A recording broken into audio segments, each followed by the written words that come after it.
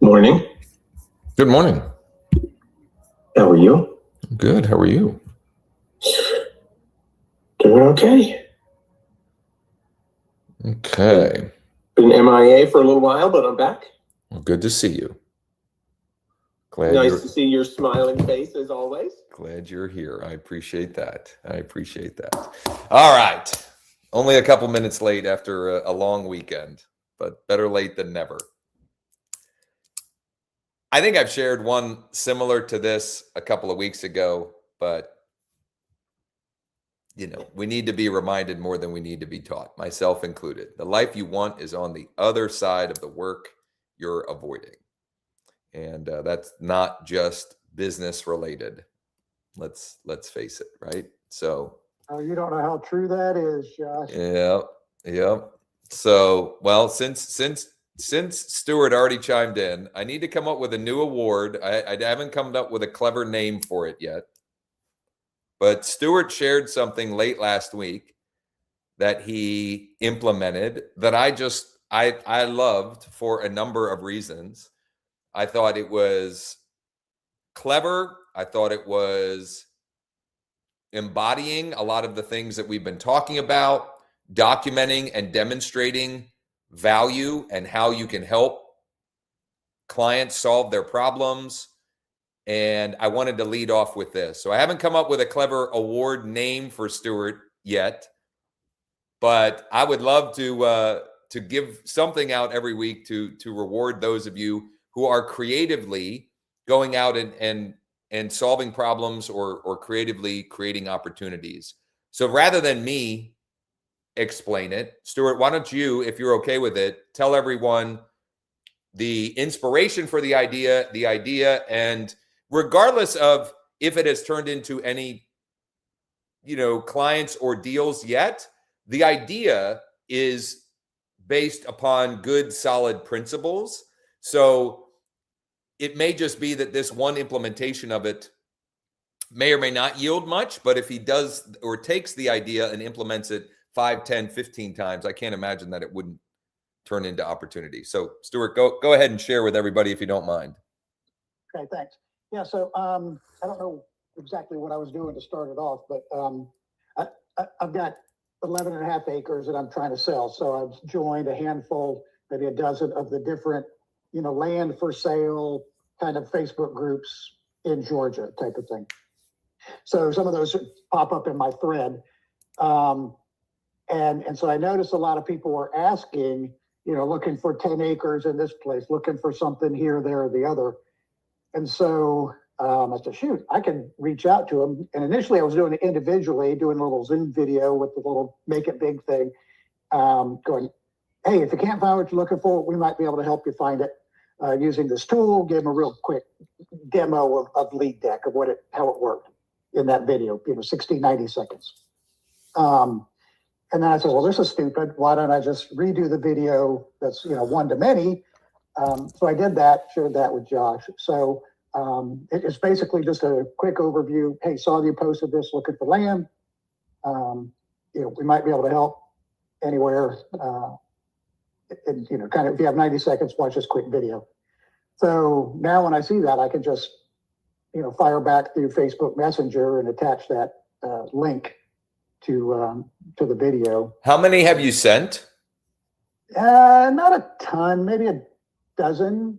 And have you gotten any? Has it created any conversations yet? One. Okay. Yeah, there's a guy looking for. He's actually looking for a house and some stuff up in Athens, which is about an hour and a half. University of Georgia. So. Yeah, I would. So of what you shared, and I just want to. I'm going to summarize back to everyone. Stuart was seeing people posting what they're looking for. So basically people publicly posting their buy box, which means at least theoretically they're a buyer. Now, it's not like pulling buyers in LeadDeck in the sense that you can't see that they have actually performed. And yet, if they're out posting, there's probably a reason they're posting. He took the initiative to proactively try and solve their problem for them or offer help to them, and demonstrated the tool that he has access to, many of you on here have, which is LeadDeck, and just connecting the dots. Here's something that I have access to that might help you solve your problem. The one thing you said in there that I might push back on you is, if you're going to go through the effort of doing that, I actually think the personal videos, 60 seconds or less with their name flashing, my guess is if you had done 12 of those personally, you probably would have more replies by now. I just have found over and over again, if you have their name flashing on the screen, that earns the opportunity for them to actually watch the message. And though you sent it to 12, I don't know if you can see how many people have actually watched it or not. If you had their name flashing on the screen, I would believe, and from my experience, north of 80% of them would have probably watched it. So something to consider. I get the idea of wanting to be efficient with your time, and also the return on the time invested with a conversation of someone who actually transacts with you is pretty good. So, and also some of that has to do I have more time, or do I have, or more money, right? Like how is my time best spent? I've just found that, yeah, the more personalized you make it, the more likely they are to watch it. The more likely they are to watch it, the more likely they are to respond. The more likely they are to respond, the more opportunities there are for conversations. And those conversations, you never know where they will go. You already found one that has a guy that has maybe multiple things. So, you know, that would be the only thing I might push back on. But I love the creativity. And if you are sharing into groups like, or following the process I had outlined 2 Wednesdays ago, which is now documented at leaddeck.ai/sprints, leaddeck.ai/sprints. It's free and open to anyone. It's from February 4th. It is a step-by-step process of posting into groups. You could also reverse engineer it, which is what Stuart did. He looked for people that are posting into groups, look for what they want, and go reach out to them.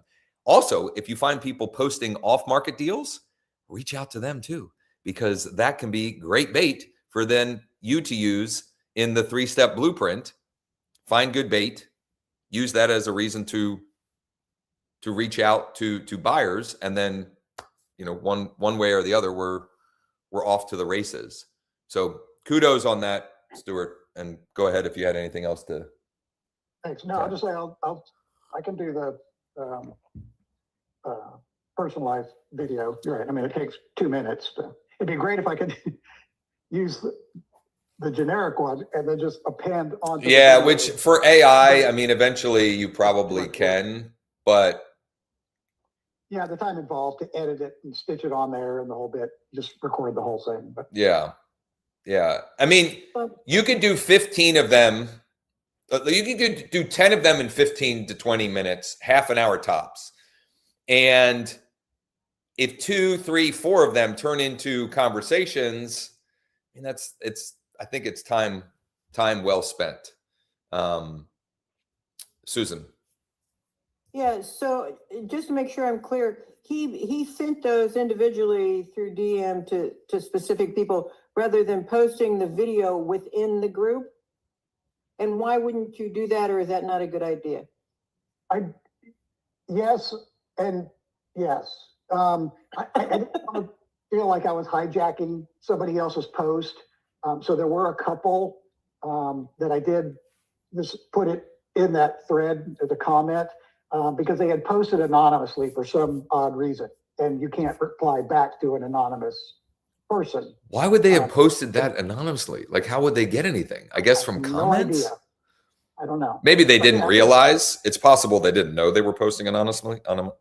Maybe. It's possible. maybe. Yeah, but if it had their name, you can click on the name, obviously, and send them the message, and I would just do it that way.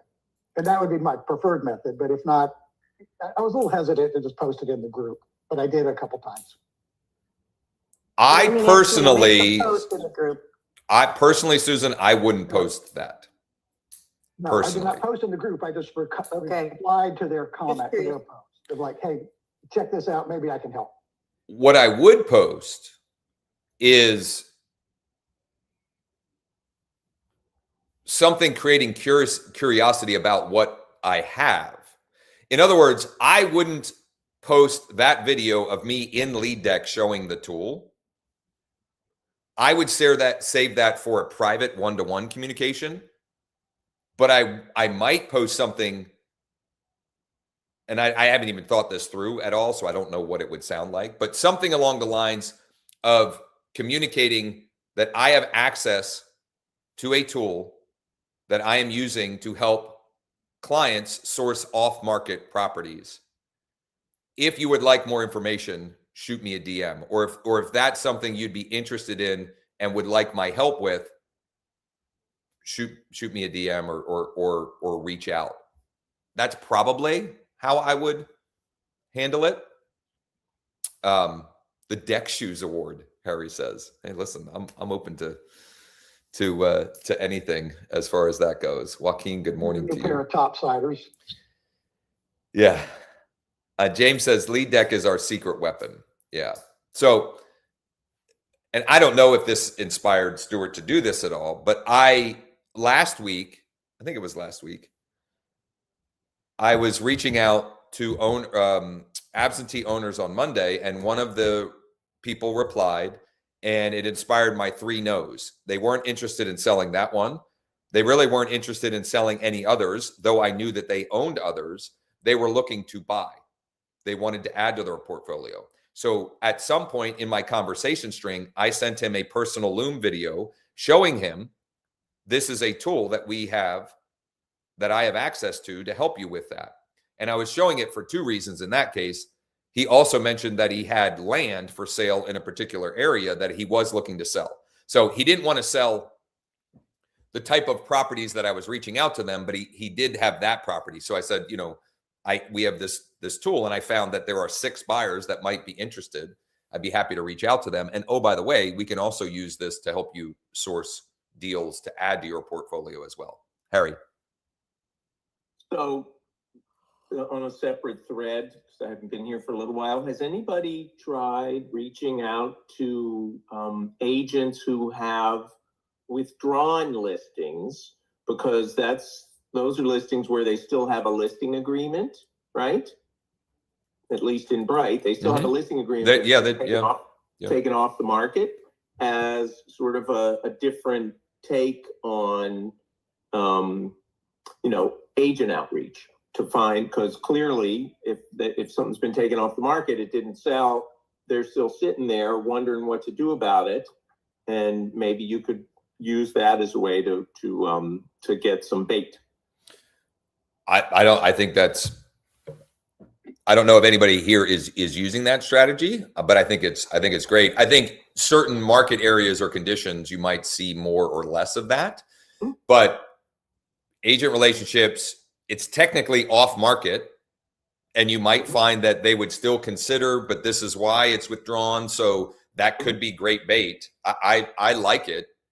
I don't necessarily think that that's in the 13 ways doc, but it stands to reason that that would be another great potential strategy to reach out, connect with agents, and get the inside details, because they will most likely share with you why it's withdrawn, and that alone is the insider intel that we're looking for in most cases, right, to have a reason to reach out. So I love it. I was thinking about that because as I looked through, 60 days or more on the market, at least in the immediate zip codes around me, there weren't a ton that were active that had been on the market for a while. Okay. There were a few, but this was just, sort of a way to kind of expand the pool of talent, so to speak. Love it. Love it. I think it's a great idea. All right. Number 2 on my list.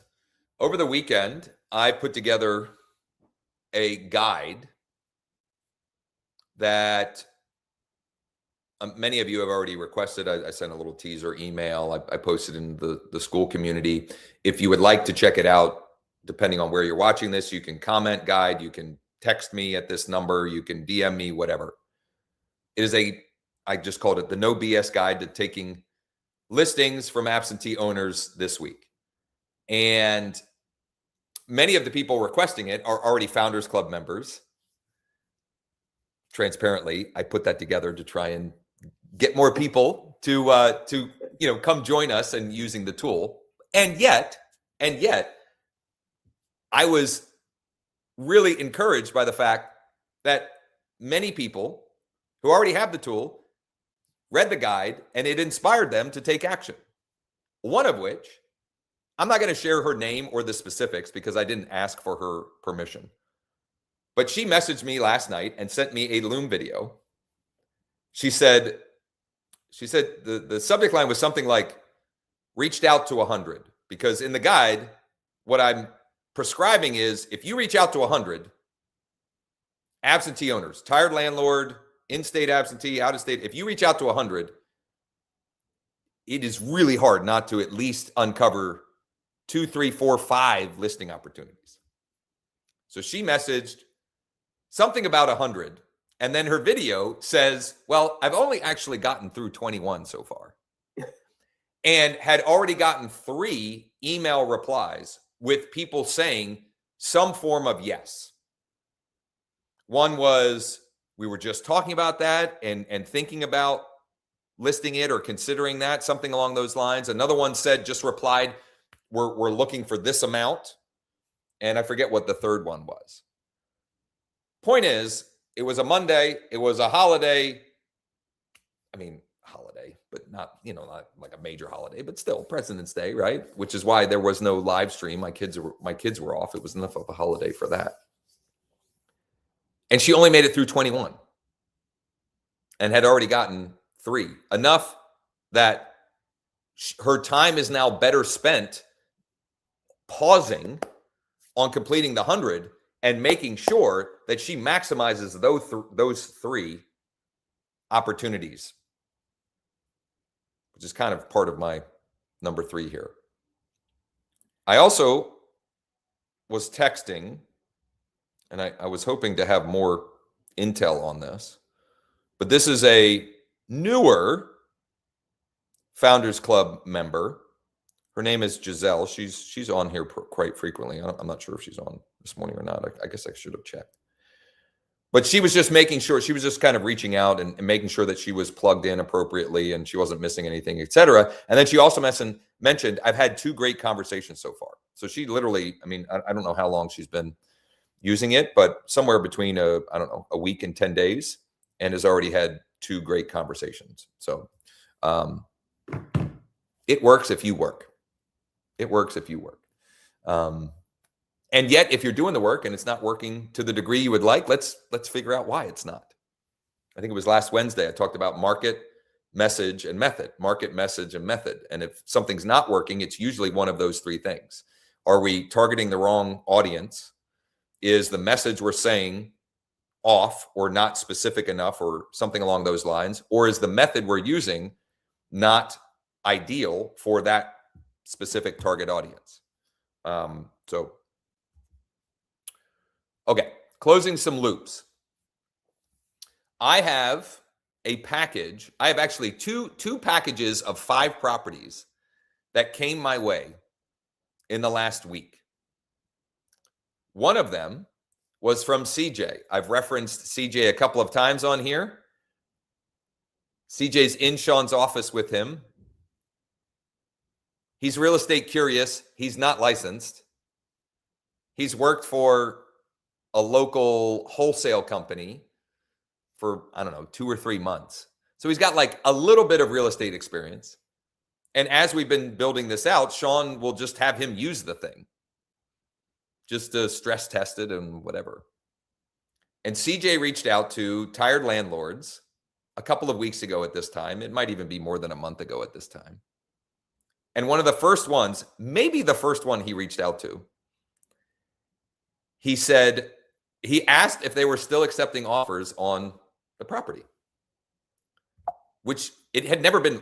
I don't know what prompted him to say that. Like, it hadn't been listed. It wasn't an expired listing. It wasn't a for sale by owner. They weren't indicating that they were selling. And yet it worked, because the woman he reached out to, after kind of being confused and stammering, said, well, not that one, but we have 5 others that we'd like to sell.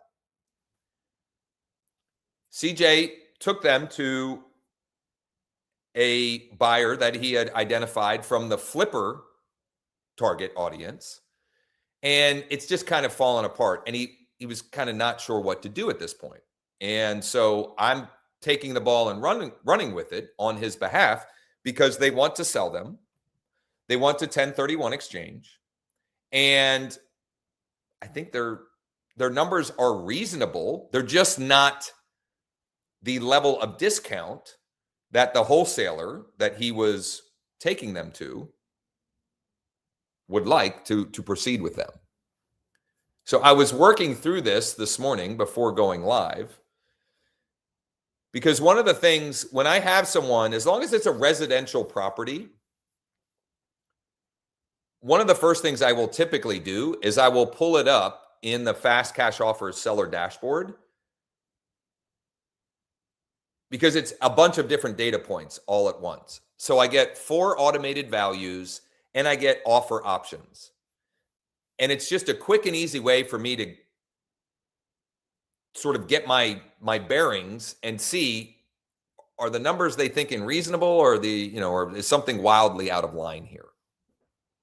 And it's most often what I'm pivoting from, meaning to get sellers interested, we should, at least in my experience, the best way to get them interested is offer them what they want, and then pivot to what they most often need. So what they want is a buyer, and they want speed and convenience in most cases. Offer that and pivot to what they most often need, which is your documented sales process to maximize exposure, get the greatest number of interested parties, the greatest number of offers, et cetera, negotiate highest and best. Anyway, I pulled up the one, for whatever reason, I think because it's in a condo association, it was pulling the wrong data, but I pulled up 4 out of the 5 here. And the 5th one I pulled up here, and I think we can make this happen. So what I am going to do next with them is I'm going to record a Loom video. It's going to be a little longer than normal, because several reasons. Number one, it's 5 properties, not 1. Number 2, they've already invested time. So I've already sort of earned the right to a longer presentation. And then I'm going to take that Loom and I'll turn it into a proposal versus a listing presentation. And because it is a little bit more complicated than just simply, one listing, I'm going to propose to them that we meet at one of the vacant properties. I think 2 out of the 5 are vacant, maybe even 3. And I'm going to propose that we meet at one of those later this week and hash out a plan to move forward. My goal will be to get them all on the market, listed individually, and note in the private remarks and probably the public remarks that these can be purchased individually or part of a package, depending on the interest and the investor. And then I'll also use that in my deal of the week email. I will also use it to post following the process that I shared 2 Wednesdays ago on the February 4th session, etc. And now I just need to close the loop on that. So that was one example of what I need to close the loop on. And then I can't remember if I mentioned this. I think, when did I mention this? Maybe on the Friday demo and Q&A. I sent an email. I should figure out when this email went out. I'm going to guess sometime in January, if I'm remembering correctly. It might have even been December, though. it was actually, I can probably figure it out just out of my own curiosity. And I want like the granular details of this on one hand aren't all that important, but I want to share this as an encouragement as much as anything. Does it show? Where are they? I don't know if I did them in a different account. Well, it's not that important. It's somewhere between a couple of weeks to as much as 2 months ago. I sent an email. I used the tool reaching out to multifamily property owners in a specific county because I have a buyer, and that's the buy box they have. They are looking to acquire 50 to 100 multifamily properties off market this calendar year. The representative I've been talking to is, you know, like their acquisitions manager for a hedge fund. And so, you know, I mean, why would I not get to work on seeing what I can find for them? And I had a guy call me on Friday. He actually called and I missed it because we were in the car driving. I called him back and he had gotten my email however long ago and now just decided to call me, sent me a spreadsheet with 5 or 6 properties, a breakdown, expenses, etc., and his asking price. And so I'm working with this acquisitions manager to see where they would be at on offer prices. Most likely, it's not going to match up. Don't care, because I then can pivot with Isaac, who owns, I think he sent me 6, but one of them he doesn't want to sell, or he sent me 5, but one of them, I don't remember. But then it will be, you know, I will then pivot to, would you be open to, or would you be totally opposed to getting these things listed on the open market and see what sort of interest we get through that process? I'm trying to find the spreadsheet that I have that has the breakdown of it. My point in sharing that is when you email and text message, you're planting seeds. And obviously, it's exciting when we get the immediate response, but sometimes the best ones come later. Like I had no idea when I was messaging. So he sent me 6. One of them is he's not interested in selling. And his prices are reasonable. They're not wholesale priced per se, but I mean, just looking at the income, the unit counts, etc., I think we could sell all of them. It's just a matter of how and through what process. And the total price on them, if I add it up, is about $1.5 million in volume from an email. From somewhere between a month to 2 months ago. That was mainly what I had to share. I would love to open it up for anyone else who has questions or has follow-ups or anything along those lines. Janita. Yes, good morning, everyone. So Josh, as a kind of along the lines of your, kind of closing the loops, last week, the seller that I was in the text message that I shared with you. So just for those that missed it, that was, I think it was Thursday. I believe Thursday, I had shared an exchange that Jonita and I had that she was having with an expired listing. Yes, perfect. So if you missed that, it's from last Thursday. You can go to leaddeck.ai/closers and fill in the gaps. I also clipped that and put it on the Josh Shanley Coaching YouTube channel, like just that chunk of it for those who are interested. So go ahead. Sorry, I wanted to make sure everybody was on the same page. So I met with Danielle with Zoom Casa, I think it is, right? Yesterday, had a good meeting. We came up with a proposal, presented it to the seller, right? who then came back with his asking price, which was again much higher than Sure. his last list price. Right? Oh, it's higher than his last list price? Yes. Yeah. Okay. Yeah. So I kind of feel like that he is unrealistic in his pricing right now, because the property was on the market the first time I think before they withdrew it for like 285 days. And then again, once they reduced the price, for another 270 plus days. Right. Yeah. And so he's still asking for more at the closing table beyond that price. So how would you close the loop on that one? Because I probably wouldn't.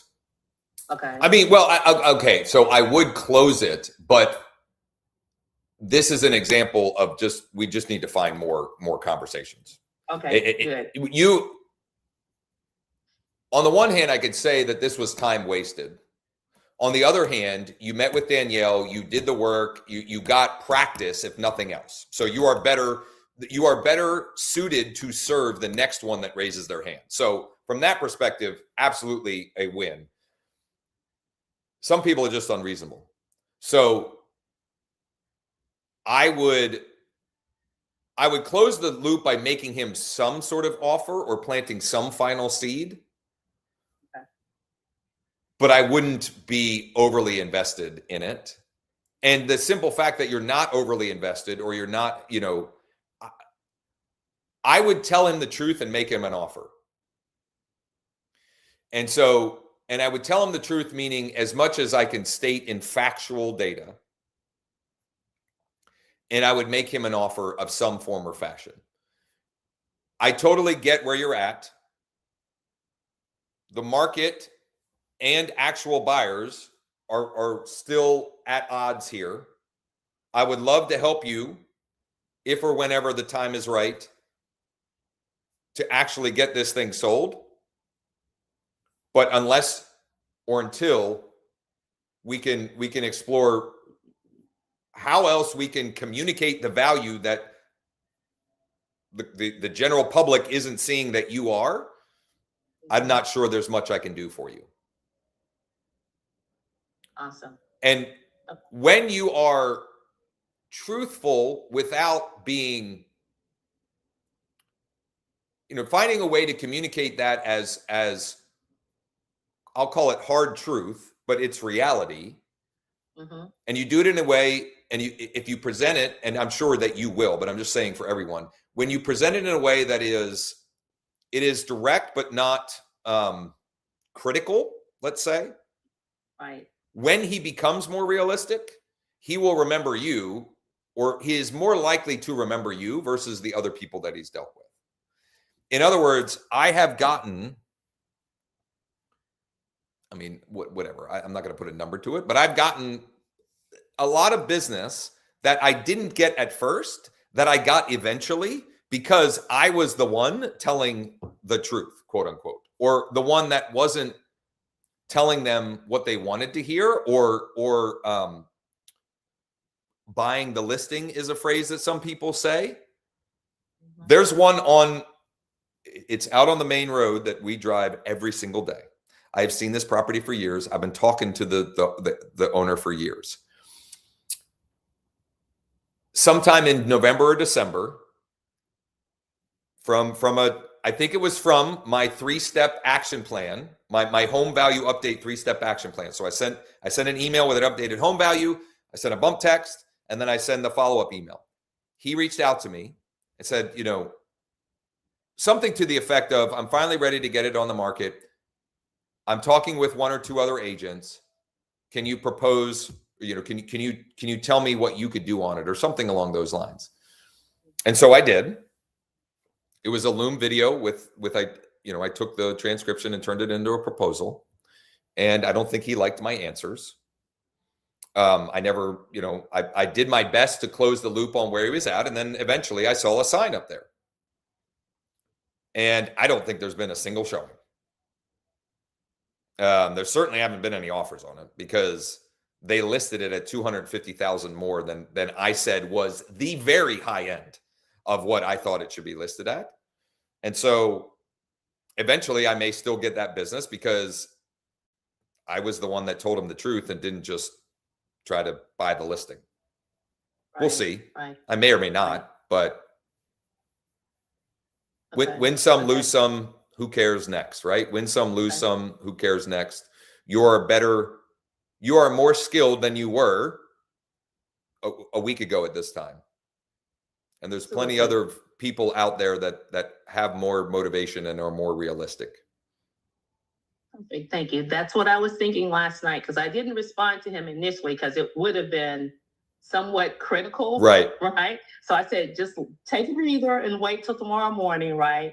Run it by Josh, and then, kind of respond. And I already crafted something that I'll kind of. And if you haven't already, I would also include for him, this is the best comp that I found. And this is the active on market competition. Okay. You might include that as well. Because if I remember Right. correctly, so let's say just for those who are curious, he's somewhere around 800. The best comp is somewhere around 500. And there's an active, somewhat similar at $1 million. But it's active and it's been active, I think, for a while. We're right, over 30 plus days. Okay, well, that's not super long. Here's what I would do if I were you also. Keep an eye on that one. Because if it does go under contract, that is a great reason for you to get back out in touch with him. Josh, can I add something there for her? Sure. Anytime I'm angry or upset with a client, I will write what I'm going to send them. I will take it to ChatGPT and tell them, I need you to soften this. I need you to create this type of an outcome from this message. And it is uncanny at being able to help you to do that and take the emotion out of it. Because a lot of times Absolutely. when we're angry, if we send off a text or an email, it's not going to get the response we want. Absolutely. And I did that actually late last night too, Campbell. So thank you. Yeah. Thank you Yeah. for confirming. It's saved my bacon a bunch of times from sending a message that would have been incendiary. Because I'm a bomb thrower by nature. It's who I am. So Grenade! I have to. Josh is the same way. So I have to learn that when I'm trying to get business, I have to soften it when I do that. And since it's not my nature, I have to rely on another nature to do it. I listen to several podcasts every morning, short podcasts, one of which is the Daily Stoic. And the message this morning, and I've heard it many times from him, it's Ryan Holiday, the Daily Stoic, was something along those lines. Like, write the letter and then put it away and know that, you got it out of your system. It's not going to help the situation, but now we can write the letter and have ChatGPT or Gemini or whichever turn that message into a softer, more helpful or useful communication. So, And then be Right. sure and write it on a Word doc, not on an email, because out of habit, we will send it. that's a fair point as well. Yeah. Yeah. Marilyn said, What I've done to respond, not prevent that, react. I take the name out of who it goes to. Yes, It's just I've a done blank that. email. Yeah. Yeah. It ends up in draft. That Yeah. way it can't get sent by accident. That's right. Awesome. And then Josh, one other quick follow-up Yeah. question along that same line. Sure. With fast cash offers. Yeah. Before my meeting with Danielle yesterday, what I also noticed for that property, it had the number of bathrooms incorrect. So I went in and updated that, but I didn't see a way. Is there a way to like regenerate those offers or no? It Okay, or we have- won't regenerate them because it's based upon tax record data, and that means the tax record data is inaccurate. It So wasn't in this case. what's that? It was not in this case. The tax record data was correct. So I don't know where they pulled that information from. So this particular property has three bathrooms. And Well, in fact, that's tax indicated offers on is actually realtor.com and Zillow and Redfin. I I don't know wonder, that I checked Zillow, but I did check Realist. And I saw that on Realist, which is the tax records here, that it showed 3 bathrooms. But fast cash. showed I'll one. ask Joe if there's something else to that I'm not aware of Okay. how else that I'll- could I'll be. check. Okay. In those cases, there's no way that I'm aware of to regenerate the offers, but that's a case where you go to Danielle or Cheryl directly and say, you know, I have someone, you know, this owner is interested in these offers, but the data that is pulling to generate the automated offer is off. Could you take a look at this and see how that might affect the preliminary offer? Which Yeah, it's is correct on Zillow. unnecessary if you have somebody who's already sort of expressed interest, because what I mean is, if somebody has already expressed interest, I'm going to send it to Danielle or to Cheryl and say that they would like a final, here's an actual detailed market or property sheet. And usually I will also provide them with comps, particularly Danielle. The way you submit for final and quick buy is different, but and you, just for those who are using the platform or curious about the platform, you can, let me think here. How do you edit it in here? Info? No. There is a way to edit it. Oh, there you go. Details. If you hit details, you can confirm, but it won't, there's no way to regenerate the offer. You know, it says 3 bedroom, but it's 4. It says, you know, 2 bedroom, but it's 3, or 2 bathroom, but it's 3. There's no automated way to update the preliminary offer figures. Thank you. Good Yeah, stuff. I did just check, and it is correct on Zillow as well. So Huh. I'm Yeah. not sure how that would be pulling in inaccurately then, but I'll see if I can get more. no worries. I was just curious. Yeah. Thank you. You bet. Stuart. So from a tactical perspective, so I had not reached out to any for sale by owners yet, and I started looking on Zillow yesterday. And then I was looking through my encyclopedias, Josh over here. And of course I came across, you know, the golden question, you know, if we brought you an offer, would you pay a finder's fee? But so it's kind of 2 questions. Are you just looking at any FSBOs, or are you looking, you know, so much time on Zillow? And then kind of if they say, yeah, you know, we'll pay you, kind of what's your follow-up from there? That's kind of what I was looking for in here, but I didn't really see.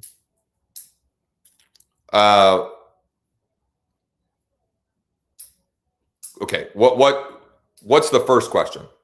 So when you're looking at FSBOs, are Yeah. you just looking at any, you know, popped up yesterday, or are you looking at 60 days on the market, 90 days, something like that? I'll set to any of them. Yeah, I'll send to any. I'm not necessarily, in part for me, there's very little. So when I'm working FSBOs, I had FSBOs on my list to reach out to this morning. Maybe I'll do that here in a minute. Why don't I do it now? Who cares? So I'm going to start sharing my screen. So the question is, first off, do I filter for days on market? I don't, but I mean, you can, you know, I think it's just whatever. I don't think there's a right or wrong answer to that. And then what was the next question? So if they reply back and say, yes, we'll pay a finder's fee, kind of what is your next steps after that? Okay. Just like off-market seller in Lead Deck says, I'm open to an offer. Am I bringing a portfolio offer or an institutional offer? I'm presenting that as a preliminary offer, and I'm planting the seed for a 7-day stress-free home sale. And let me think of where this is.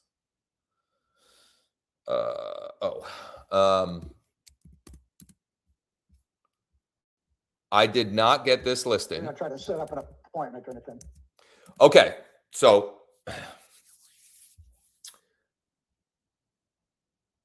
it depends. I have a new agent who just came and joined our organization, and she had a family tragedy that has temporarily put her focus elsewhere, and rightfully so. Until that happened, it was almost like a daily diary, because I wanted to have something to then take and share with others in a similar boat. And she was essentially implementing the 3-day deal sprint. So, that process. And part of that was she was reaching out to FSBOs and expireds. And the point I was emphasizing over and over and with her is, we're just practicing. This is just reps. We disassociate with the result. You just have to get more comfortable and competent and confident having conversations. In her case, I think as many appointments she can go on is good. She needs to see properties. She needs to have conversations in person with people, etc. So for her, I'm recommending, she has more time than she has money, and she needs more practice. For her, I would get in front of every single one you could possibly get in front of. Within reason. She shouldn't be driving 75 minutes for a 15-minute FSBO preview, but within reason. If you're good and you're skilled and you're competent and you're confident, I would, before seeing it in person, do this work. Get the I'm open to compensation, and make them some level of offer, and position the next best step to explore this or that is, I will need to pop by in person to verify, get my own photos, etc. So in other words, they say yes, it's available. They say, yes, I'm open to compensation. Great. Let me put together some preliminary numbers and options for you, and I will email them to you later this afternoon or tomorrow morning. Does that work? Question mark. Yes, that would be great. Okay.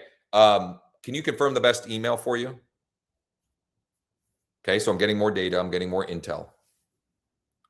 I then put together a 60 to 90 second.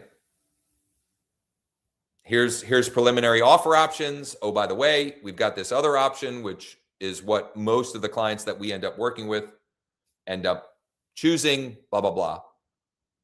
And then it's just a matter of following up and following through, like closing the loop. You don't hear from them, just making sure you got it. We got it. We're not interested right now. Okay, great. Would it be okay if I check in with you every Monday to see where you're at with things? Right. So just like continuing that conversation. And I think the for sale by owners is it's both a marathon and a sprint, because some of them are going to list pretty quickly, but a lot of those have already chosen their listing agent. So that's another reason why I don't think you blindly, if you're busy and you have a pipeline, you don't blindly go out to a FSBO preview appointment, because they may have already decided that if they can't sell it themselves, they're listing with so-and-so. So in that case, you're playing the fool and you've got no chance at being the favorite.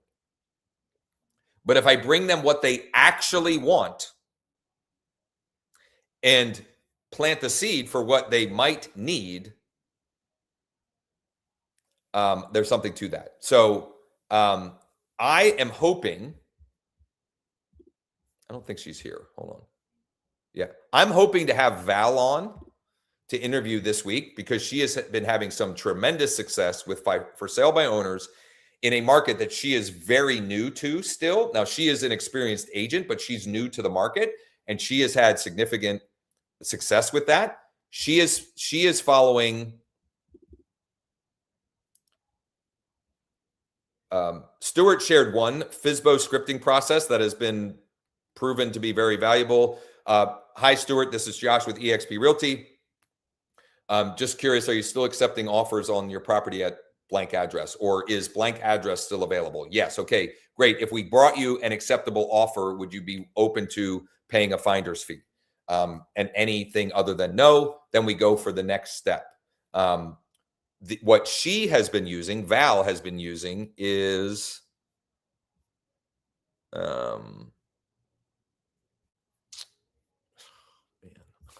find it. She's been using the script that is, hey, James, or, most of the time we don't have the for sale by owner's first name right there. So usually it's not even that. Hi, this is Josh with eXp Realty. I have an out-of-state private client that is interested in making an offer on your property at street address. Is it still available? That's the script she's been using, and she's been going directly for the appointment. So, some level of yes, she goes and meet with them, and she has turned at least one of those into a listing. I think more, but it's just she's been busy, and it's been busy. So I wanted to loop her back in so she could share what's going on with that and how that's going.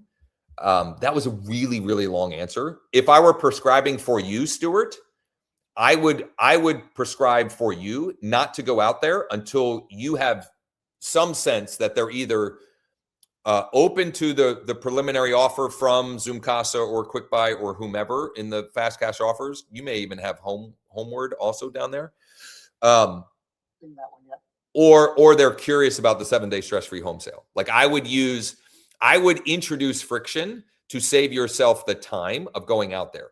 If someone needed reps and needed practice and would benefit from the in-person, just reps and practice, then absolutely remove the friction and get in person with them. But just know that you're going to meet with some people that have already decided who their listing agent will be if they can't sell it themselves. That's a good point. Everybody knows somebody.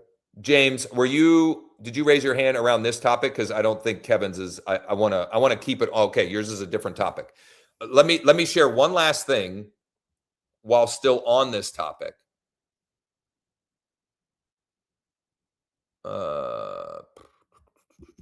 Yeah. In here, I'm going to drop this in the chat. This FSBO example in this document, I think that's the right one. I did not get that listing. However, I think it's a good example of how I pitch and pivot. And I didn't get it because the wife already had a favorite.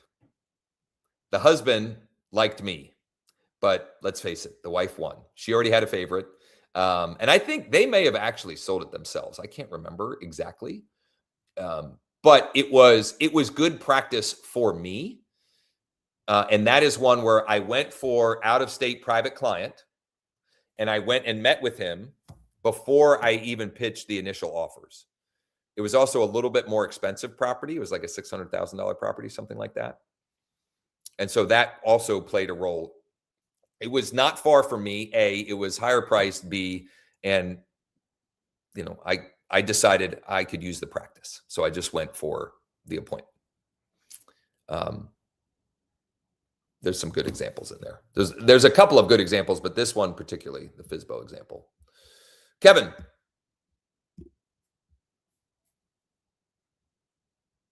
Still there, Kevin? All right, James, until Kevin can figure out his audio. Yeah, I'm here. Okay, go ahead. Go ahead, Kevin. That was exactly what I was doing, trying to figure out, get my audio. Real quick, you had said in the beginning of the call about the absentees, and I thought you said was there like a certain step where they were sending out certain emails, 100 to 100 people.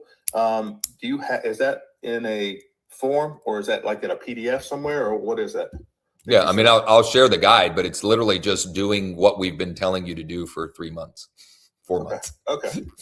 Just literally, I don't think there's anyone in here that's actually reached out to 100. Okay. I didn't know if there was a specific email that they were actually copy and pasting it and sending it out. No, they're not copying and pasting it. They're tapping. Well, yes. Okay. I'm sorry. But Yes. it's the exact message that we've been like, Okay. just wearing out.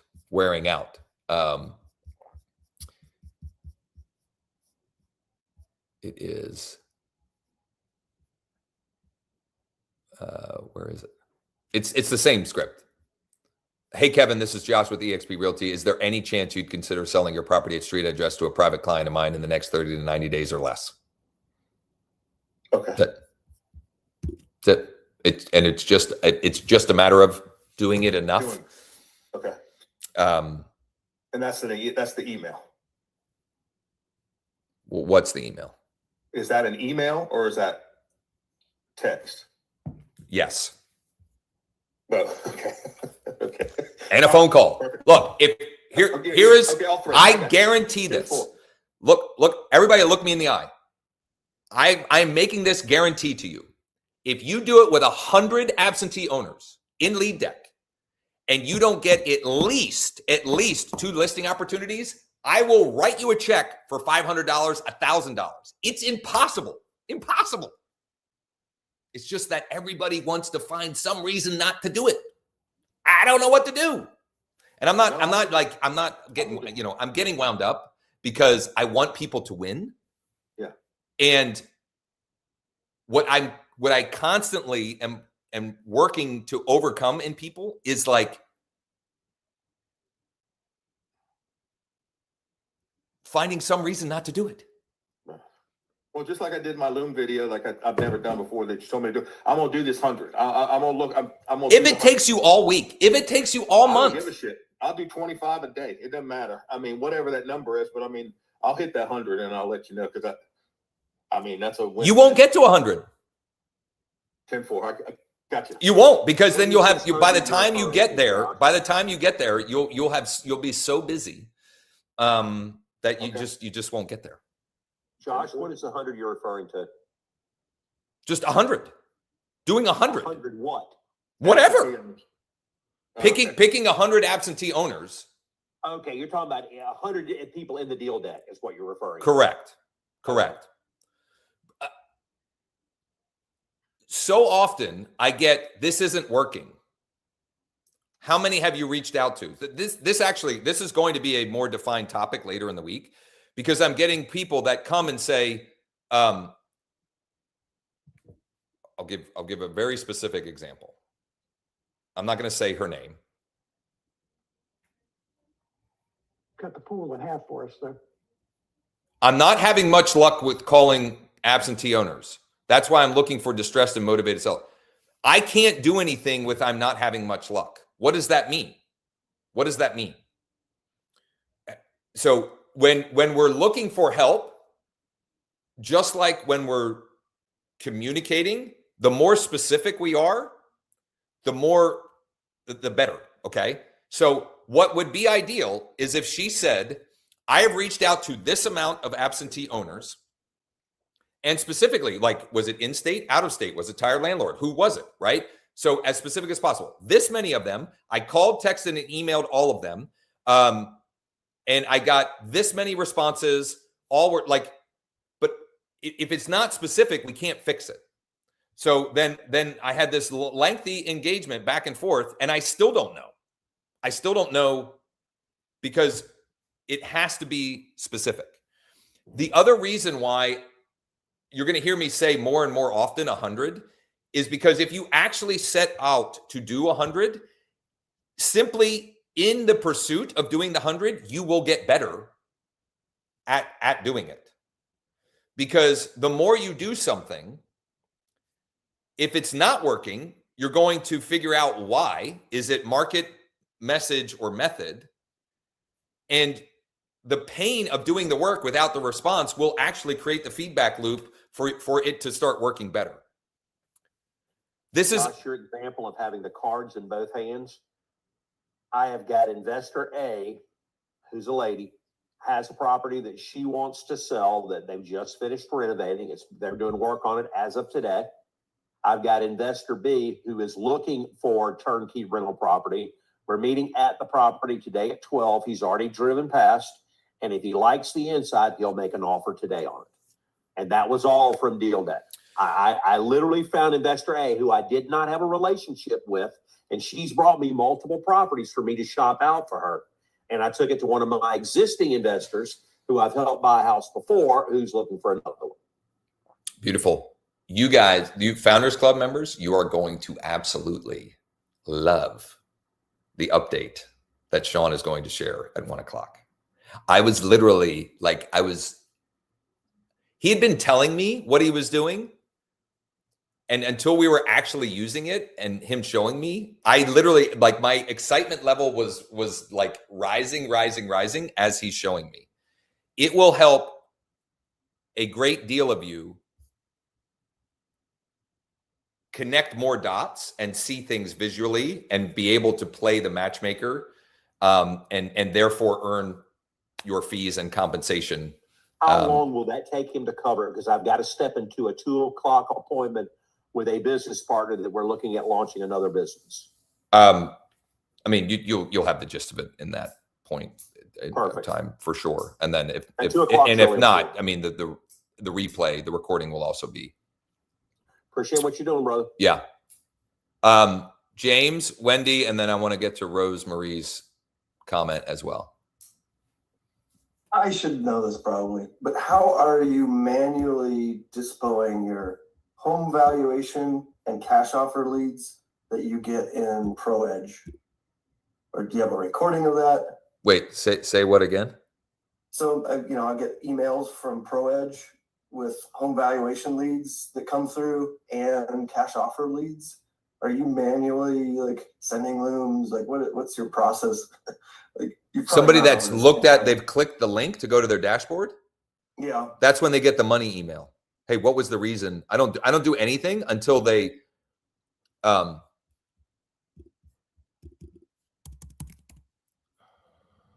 talking home valuation or cash offer? Yeah, if they look at their dashboard, I send them one of these 3 emails, and then they'll get something personalized. But just somebody looking at their dashboard, to me, I mean, it's mild intent, but until they actually tell me, which of these would you say is most accurate about why you're interested in the value or offers or, whatever, you're probably not ready to sell right now, but when the time is right to move on from street address, will you be staying in the area or relocating elsewhere? Where was the third one? Oh, what did you think of the values? Which also you could just say, what did you think of the offers? Okay. And then P.S. Can you put the link to that? Any interested in exploring? What's that? You put the link to that in the chat there. Mhm, And are you sending those out through ProEdge or? I don't through- use, I don't. It's all through Bold Trail? Yeah. Okay. Yeah. Cool. Yeah. Thank So you. they like what I haven't done, which is just stupidity on But my you're part. manually doing that, right? I'm now? manually doing it, but I could Yeah. set up a campaign that launches, because when they look at that, they get a tag, they get a hashtag, and then go that. But I've just been doing it manually because it's worked. Yeah. But that's how I'm converting the the people looking at it into. So I won't go to the extent of the Loom video and the proposal until they've actually told me, yeah, I'd be curious, or they've said, I'm thinking about selling sometime in 2025. See, Okay. which this needs to be updated 2026. There you go. Thank you for covering that. Yeah, you Yeah. bet. Wendy, Good morning. good morning. So I implemented that last week, Josh, the that full process that you do with the dashboard, and it was good. It was successful for my first one. I've got to close some loops today, but I had a guy reach back out and said he's ready to sell. And it's somebody that I talked to before, but he kind of fallen off my radar because he's been on my database for a long time. And then interestingly, like I had people looking at that dashboard that I really never talked to. So that was pretty cool. I think I've been like focused on getting myself organized. So I've got all my buyers, my properties, in a Google sheet now so that I can like really keep organized on what I got. Yesterday, I got up and I was like getting ready to go get my listing launched, and somebody reached out in one of the groups, Facebook groups that I'm on now, and she's like, oh, I'm looking for an off market. I'm looking for a property, looking to buy a house like imminently in this neighborhood, which is a very high, like a pretty high price point. Like probably the average price in there's like $1 million. So I messaged her and I was like, I have off market properties in there because I know I can generate it. And show me what she was looking for. Long story. She at first told me she had a buyer's agent, but she really does not. It's an expired agreement with a buyer's agent. So I've got her under a limited BA, and I ended up sourcing 2 properties yesterday off market with Lead Deck. And I sent a whole bunch of letters in the mail too, just because I didn't get a ton of responses. So I kind of just manifested like $1.4 million buyer yesterday out of nowhere, which is pretty cool. So I feel like you just have to kind of go with the process and sort of take the opportunities as they come about and work those opportunities and not get I don't get real wedded to any particular like piece of bait or person necessarily. I just kind of work to see if I can get a deal done. So, but I kind of drop that in there. I could not agree with those sentiments more. The less attached you are to the result, the more attractive you are to the clientele. And what I think is the problem for most is not enough cards in their hands. And then we become that creates this sense of attachment to, I've got to make this thing work. I've got to make this one work, versus just so much volume of activity that the easy, natural, no-brainer just kind of floats to the top. And I just find that what also happens in that process is business comes back and finds you. Because you know, I don't know, for some reason I thought of the analogy, like when you love something, let it go. And if it comes back, whatever. But like when you let like Jonita's expired listing, I can't guarantee that it'll come back to her, but if she tried to force it, in my experience, it would decrease the likelihood that she does get it. But by detaching herself from it, she actually will create the vacuum that it might come back to her. And Bill, I could not agree more. Volume is too low in most cases to determine if this works or not. I just, volume negates luck. Volume negates luck. And when you do something often enough, you will find ways to make it better, either by soliciting feedback or just in like the natural flow of this would, you know, this is a better way to do it. Or I notice when I do this, it works a little bit better, or I can be more efficient doing it this way. But most people just don't get to a number that is statistically relevant. I'll say this publicly because I gave her a hard time and she was good about it. But Lorraine, who I don't think is here this morning, she was like, well, you know, the buyer lead gen wasn't working or something like that.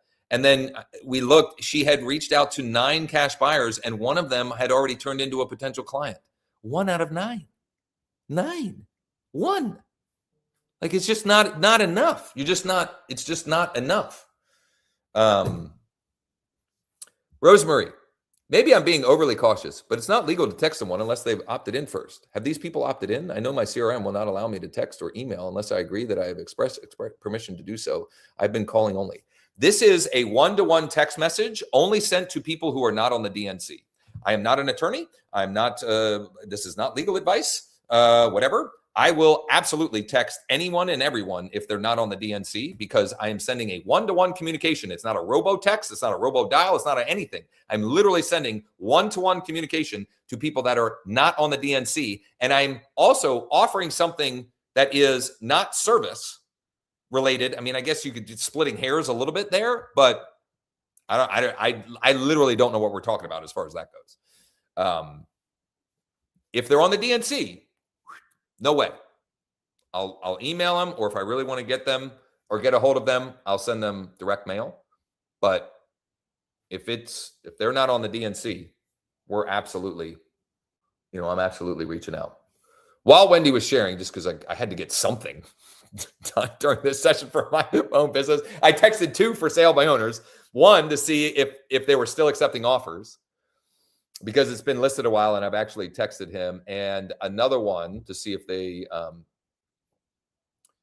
that I had not reached out to before. That was this message here. I'll try not to put their cell phone in it. Well, what the heck? Man, I'm goofy. I don't know what I was doing. Hi, this is Josh with eXp Realty. I have an out-of-state private client who'd be interested in making an offer on and street address. Are you still accepting offers? So nice thing with that one, I can just copy and paste that one. Go ahead, Susan. Yeah, so I've been doing this for a while, and I've reached out to well over, I don't even know how many credits I've used, but is there any reason ever to go back through the decks that we already have and recontact a lot of these people? Sometimes it just seems to be, to me, the ones that I've gotten, a matter of timing when they happen to see the text or they happen to get the email. It's funny that you're bringing that up. Time? I mean, it's funny that you're bringing it up. I was thinking about that this morning and trying to clarify in my own brain. Crap. Oh, good. Didn't go through. When it would make sense to do that. And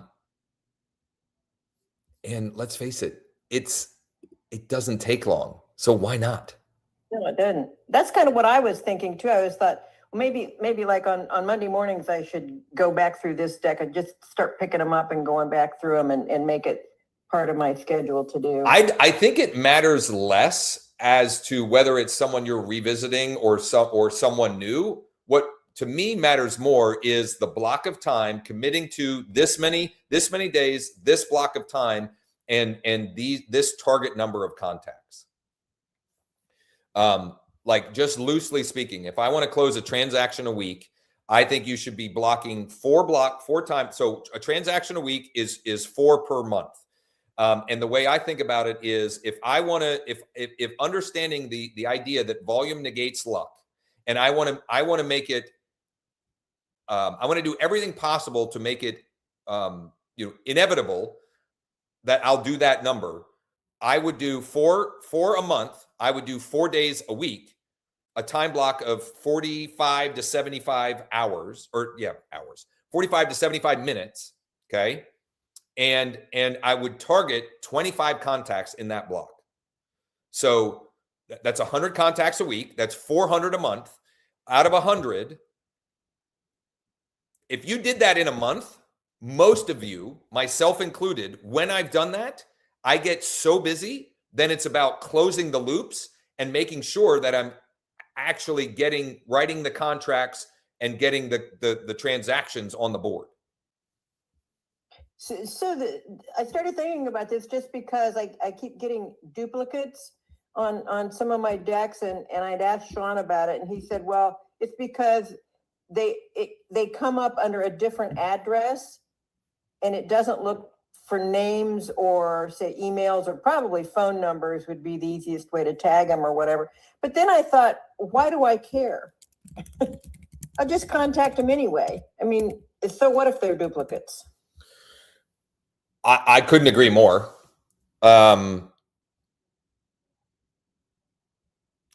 hear often from people using it. Like so the lady that I shared who got 3 out of 21, in that video, she said that she skipped a bunch because they recently purchased the property.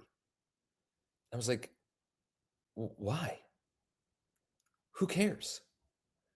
Like, why would you skip? And the other point I made is they own other properties.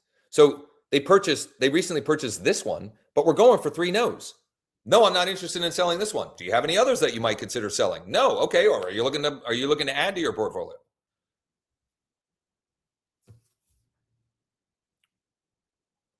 Anybody else? Here's the No, this one, this for sale owner is finally supposed to sign a contract today. I dropped the ball on this one. I could have gotten that listed and sold. I probably could have had it. He's just now signing a contract. We probably could have had the transaction closed if I hadn't dropped the ball. And some of that was insanely cold weather and a foot of snow that threw a kink in the works. All right, 1 o'clock today for Founders Club members. V3 version 3.0 being released, a very big update. And actually, here, let me double check something. I want to share something that I think was also updated, but I want to make sure that I'm right before I share it. That might be of particular interest to Wendy, other people as well, but particular with Wendy. Ooh, it is there. Okay, so I'm going to share that before, but that's at 1 today. I'll be back again tomorrow. Tomorrow is going to most likely be more of a work session, or at least more in that. Today I was kind of a little bit, Q&A, AMA kind of stuff. At 11 a.m. tomorrow for our sprint, I'm going to shut up. I'm going to introduce the idea and shut up and actually see how many I can get through. Tired landlords, how many can I get through in a block of 60 minutes?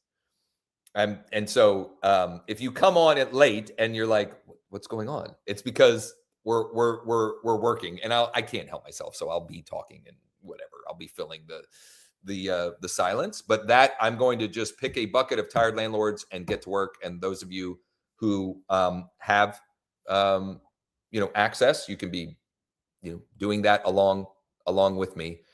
And then we'll have Closers Cafe Thursday morning and the live demo and Q&A Wednesday at noon. So I'll tease one update with version 3.0. And the reason why I referenced Wendy is Wendy has mentioned a couple of people. Wendy has at least one, maybe two buyers who their buy box is like 1 to 1.5 million. Is that right? Yep. Okay. So in that case, you can now filter for minimum and maximum bedrooms and minimum and maximum value. For whatever reason before, it was only min beds and max value. I don't know why, but I could go, I've got Mechanicsburg. I have no idea what this is going to yield, but I'm going to say 1 to 2 million. And I can preview the lead counts. So this is Mechanicsburg, PA, single family, 1 million to 2 million. This is the AVM value. Okay, automated value may or may not be super accurate. There's 2 tired landlord that are 1 to 2 million. There's 11 tax default and 11 involuntary liens. 2 out-of-state absentee. So you can get, I guess one of the reasons why I wanted to add that is to have more practical use cases, not just when you have an investor buy box, but when you have someone looking for something a little bit unique or different or in a particular price range, et cetera. And so it's a little tweak, but it also means, Wendy, for example, when she reaches out to those seller buckets, she can be more specific, meaning she knows more about the property potentially, and she can naturally connect that to her buyer. And the more specific those communications are, in my experience, the higher the response rate is, because it feels more real, because it is. So if I say, hey, Stuart, this is Josh with eXp Realty. Would you consider selling your property at street address to a private client of mine this, in the next 30 to 90 days or less, ? That will get response. If I say, hey, Stuart, this is Josh with eXp Realty. Would you consider selling your property at street address to a private client of mine in the next 30 to 90 days? Her name is so-and-so. She's looking for X, and we just haven't found what she's looking for on the market. It just hits different. Oh, well, let's talk about what Susie's looking for or whatever. Harry, go ahead. I just wanted to say that price range is super helpful with retail buyers. 100%. That's the idea. That's why we wanted to add it in there, Right. so that, Super helpful. So thumbs up. yeah. So what if for those of you that haven't gone through our 3-day deal sprint, it's 4 modules. Module 0 is blocking a 50-minute, literally setting a timer for 50 minutes and sitting down and making a list, ideally in a Google spreadsheet. These are all of the buyers that I have that would make an offer or have at least indicated to me that they would make an offer if I found them exactly what they were looking for. And they might be investor buyers. Where my buyer today came from was that 50-minute session. So it could be a retail buyer. It could be an investor buyer. It doesn't matter. It's not about that. And the more ways we can go and proactively find that. And also, let's say Wendy does what I just described. She had better then communicate back to, I said Susie, I just picked the name.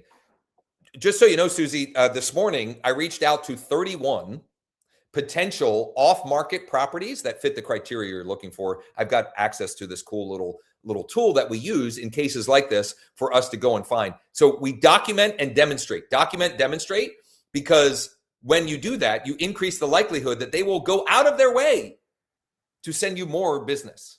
I can't believe how, Wendy is like the opposite of what I'm used to dealing with real estate agents. Like I've heard that repeatedly over the last 3 or 6 months from people that have left me Google reviews and that said, I hated real estate agents, but I like you, And it's just because, I don't think I do anything overly special, but I do the work and then I document and share with them the work that I'm doing. On my list today, I'm going to end with this. On my list today is Tuesdays are my day to update my listings. And that's an example of documenting and demonstrating. So I will show them, here's the activity that we've seen on different portals, et cetera. This is the activity. This is what I've been doing proactively. And I'm just keeping you in the loop. And if it's time to consider a price reduction on a property, I'll plant the seed for that as well. And it's not I'm telling them, it's that, from what I'm seeing, we might consider this. All right. I will see many of you at 1. If not, I hope to see you back tomorrow morning. If you go to, if you're watching this on the live stream, the description should have links where you can watch replays of this. You can join live in the Zoom rooms, as well as tomorrow's 11 a.m. session. You can do the same, or Friday's noon session, leaddeck.ai/closers, leaddeck.ai/CAL has the whole calendar, and leaddeck.ai/sprints has the sprints replays. Thanks, everybody. And if I don't see you this afternoon, hopefully see you tomorrow morning.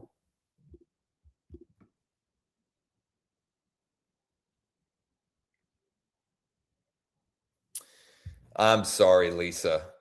No webinar today. Between traveling and some other things, we got derailed. So I have no webinar set up and no registrants lined up.